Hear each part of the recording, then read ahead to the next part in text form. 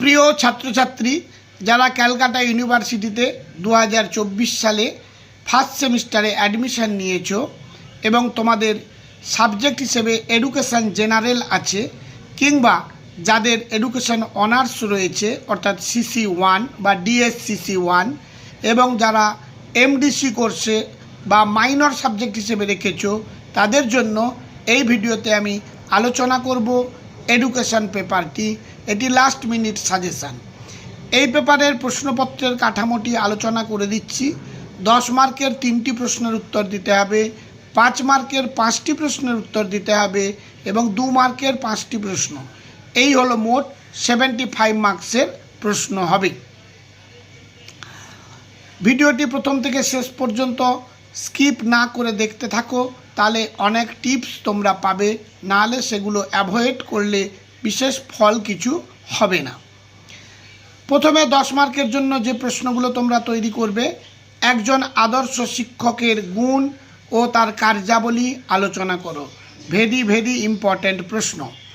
2 দাগ, কিন্ডারগার্টেন শিক্ষা ব্যবস্থার বৈশিষ্ট্য, সুবিধা ও অসুবিধা আলোচনা করো।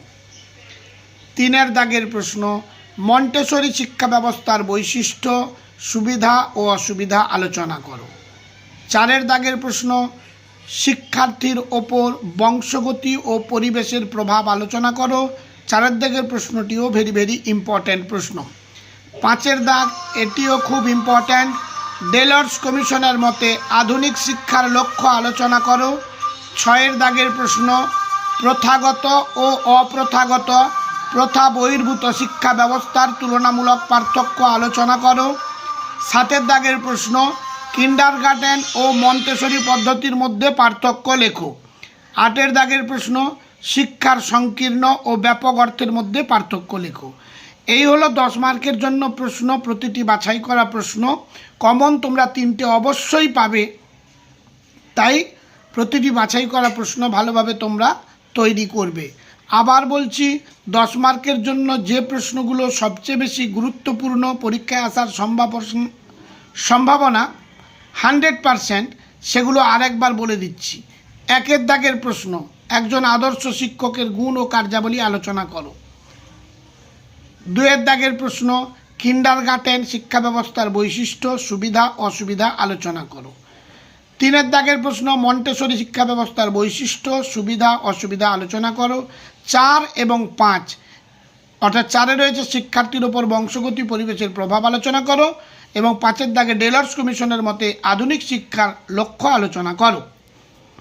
এবারে 5 মার্কের জন্য যে প্রশ্নগুলো তোমরা তৈরি করবে, 1 দাগ, বৌদ্ধ দর্শনের মূল নীতি ও বৌদ্ধ দর্শনের শিক্ষাগত তাৎপর্য লেখো। 2 দাগ, প্রজেক্ট পদ্ধতির গুণগুলি আলোচনা করো। 3 দাগ, আধুনিক পাঠ্যক্রমের 5টি বৈশিষ্ট্য লেখো। 4 দাগ, প্রয়োগবাদের মূলনীতি ও শিক্ষায় এর প্রভাব লেখো। 5 দাগ, স্বপাঠক্রমিক কার্যাবলীর উদ্দেশ্যগুলি লেখো। 6 দাগ, প্রথাগত শিক্ষার 5টি বৈশিষ্ট্য লেখো। 6 হয়ে গেছে, অর্থাৎ 7 হবে। সংকীর্ণ ও ব্যাপক অর্থে শিক্ষার বৈশিষ্ট্য লেখো। পরের দাগ, প্রজেক্ট পদ্ধতির স্তরগুলি ব্যাখ্যা করো। নেক্সট, শিক্ষায় ভাববাদের প্রভাব লেখো। পরের দাগ, বস্তুবাদ কি, এর 4টি বৈশিষ্ট্য লেখো। এবং লাস্ট প্রশ্ন হলো, শিশুকেন্দ্রিক শিক্ষা বলতে কি বোঝো? শিশুকেন্দ্রিক শিক্ষা ব্যবস্থার জনক কাকে বলা হয়? আশা করি তোমরা জানো, রুশোকে। প্রতিটি বাছাই করা প্রশ্ন তোমরা কিন্তু ভালোভাবে তৈরি করবে। এগুলোর মধ্যে তোমরা কমন 100% পাবে।